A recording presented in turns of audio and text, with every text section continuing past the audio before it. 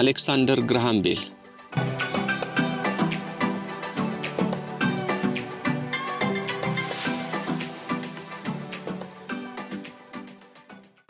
አሌክሳንደር ግራሃም ቤል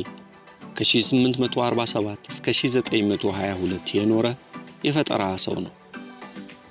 በርቀት ችግር ምክንያት እንኳን የሰው ልጅ ሁሉ ይቻላቸው ነበር የሚባሉት አማልክት ጭምር መልእክተኞች ነበሯቸው የሚለውን የጥንቱን ብሂል ሽሮ የዓለም ዙሪያ ርቀትን የመንደር ያህል ላቀረበው ቀዳሚ ኤሌክትሮኒክስ መገናኛ ዘዴ ለቴሌፎን ግኝት ወይም ኤሌክትሮማግኔቲክ ጥበብ ፈርቀዳጅ ከሆኑት ሳይንቲስቶች መካከል ግንባር ቀደሙ በትውልድ ስኮትላንዳዊ በዜግነት አሜሪካዊ አሌክሳንደር ግራሃም ቤል ነው። ግራሃም ቤል የሰው ልጅ የንግግር ድምጽ በኤሌክትሪክ ሽቦ አማካኝነት በርቀት ሊተላለፍ የሚችልበትን የመጀመሪያውን ምትሃታዊ መልእክት ወይም ቴሌፎን ከኬምብሪጅ ወደ ማሳቹሴትስ እንደ አውሮፓውያን አቆጣጠር ማርች 10 1976 ባደረገው ጥሪ ምንም እንኳን ድምጹ የለሆሰስ ቢሆንም የተሳካ ውጤት አገኘ።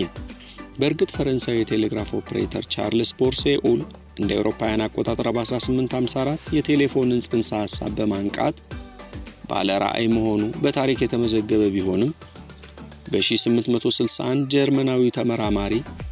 ሪኤስ ለግራሃም ቤል ግኝት የቀረበ የቴሌፎን መሳሪያ ቢሰራም እውን ሆኖ የተሳካለት ግራሃም ቤል ነበር። አንድም ከቀደምቶቹ ሞካሪዎች እንግሊዛውያኑ ሮበርት ሁክ በ1667 እና ዊሊያም ሳቱርጂዮን በ1825 አሜሪካኖቹ ጆሴፍ ሄነሪ በ1831 ካርል ሃውስ እና ኸርነስት ዌበር በ1834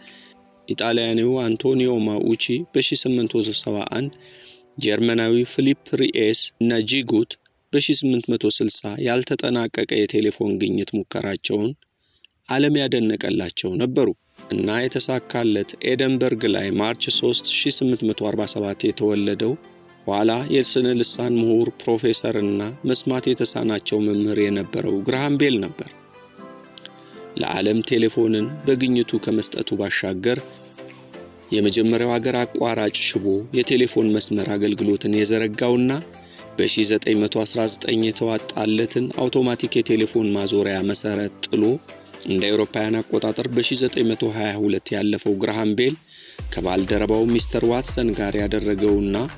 ግኝቱን ያበሰረበት የመጀመሪያው የቴሌፎን ቃል ተዋስኦ በኦሪጂናሌው ቋንቋ